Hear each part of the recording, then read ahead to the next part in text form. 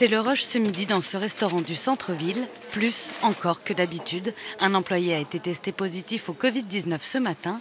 Ils ne sont plus que 3 au lieu de 4, une absence qui a des conséquences sur le rythme de travail. Il faut gérer, donc on fait des heures supplémentaires, on vient plus tôt le matin, on se débrouille, on court un peu pendant le service, on se débrouille.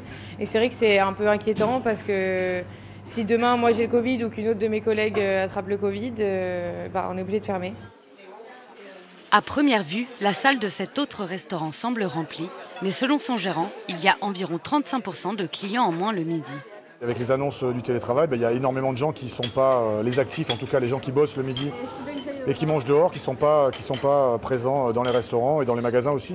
Sur une journée, sur un midi, on perd environ 50-60 couverts. Donc voilà, on est 40 à bosser. On a mis des gens en vacances, mais malheureusement, on se retrouve avec une fréquentation pas assez importante pour payer tous les frais qu'on peut avoir. Tiramisu, mademoiselle. Fondant au chocolat. Malgré la recrudescence de l'épidémie, les clients attablés ce midi se sentent en sécurité.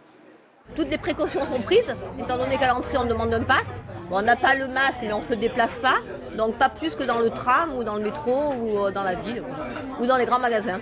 C'est plus ce qui se passe actuellement de mes amis autour parce qu'ils ont tous eu le Covid, ça a tous été plus un rhume qu'un départ en réanimation. Donc non, ça me fait absolument pas peur et il y a un moment donné où il faut qu'on revive et qu'on continue à vivre surtout.